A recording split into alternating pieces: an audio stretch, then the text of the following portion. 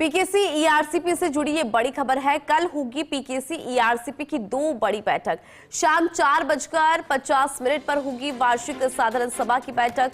सचिवालय में होगी वार्षिक साधारण सभा की दूसरी बैठक।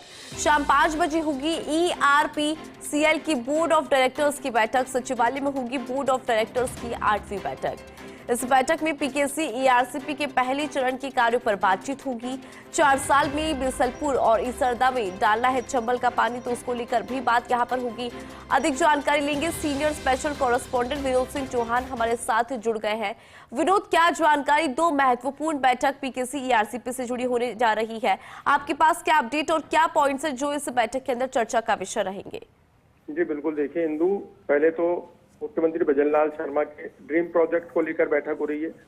पीकेसी ईआरसीपी अब एक शब्द नहीं है, एक बड़ा रूप है, जिसमें देखिए प्रथम चरण में 2 फेज इन्होंने चालू कर दिए हैं और उसी को लेकर के प्रारूप तैयार किया जाएगा कि इस वित्तीय वर्ष में क्या क्या किया जा सकता है, किस तरीके से जो आवंटन हुआ है पैसे का उसे कैसे खर्च किया जाएगा, कहाँ कहाँ काम कराए जाएंगे। और मैं आपको बता दूं कि कल ही 14 चीफ इंजीनियरों के तबादले हुए हैं, जिनमें से पहली बार 2 चीफ इंजीनियरों को ईआरसीपीएल में लगाया गया है, यानी पैरेलल काम देखेंगे।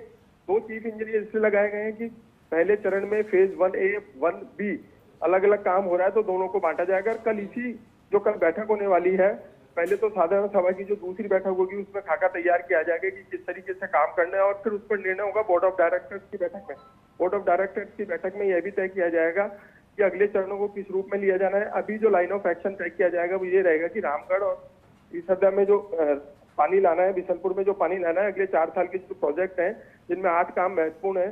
सबसे पहला काम बिसलपुर, दूसरा इसरदा, उसके बाद 2028 में रामगढ़ बांध में पानी लाना है। और जो काम नौनेरा में तैयार हो गया वो किस तरीके का है, नौनेरा से पहले जो 2 बैराज तैयार होने हैं उनका काम शुरू हो गया, क्योंकि देखिए सीधे वो टच रहेंगे एमपी से, और एमपी से पानी आएगा तो कैसे आएगा। तमाम चीजों को लेकर के बैठक इसीलिए बुलाई जा रही है कि मुख्यमंत्री जब समीक्षा बैठक लेंगे उसमें भी ये प्रारूप प्रस्तुत किया जाएगा, पीपीटी के माध्यम से मुख्यमंत्री को भी दिखाया जाएगा कि किस तरीके से ईआरसीपीएल का काम चल रहा है। और अच्छी बात यह है कि 2 चीफ इंजीनियर लगा दिए हैं जो पहले 1A और 1B का जो काम है उसको अलग अलग तरीके से देखेंगे, तो संयुक्त रूप से काम भी चलेगा। और अगले 4 साल का जो प्रोजेक्ट सरकार ने ले रखा है कि 3 बैराज भरने हैं, इसरदा में पानी पहुंचाना है, बीसलपुर में पानी पहुंचाना है और रामगढ़ में पानी पहुंचाना है, तो इन 3 बड़े प्रोजेक्ट को लेकर काम चल रहा है। और इसी को लेकर के विस्तार से चर्चा होगी, तमाम बातें होंगी और एक खाका तैयार किया जाएगा कि अगले 4 साल में कैसे पानी लाया जा सकता है, चंबल का पानी राजस्थान में कैसे दिया जा सकता है।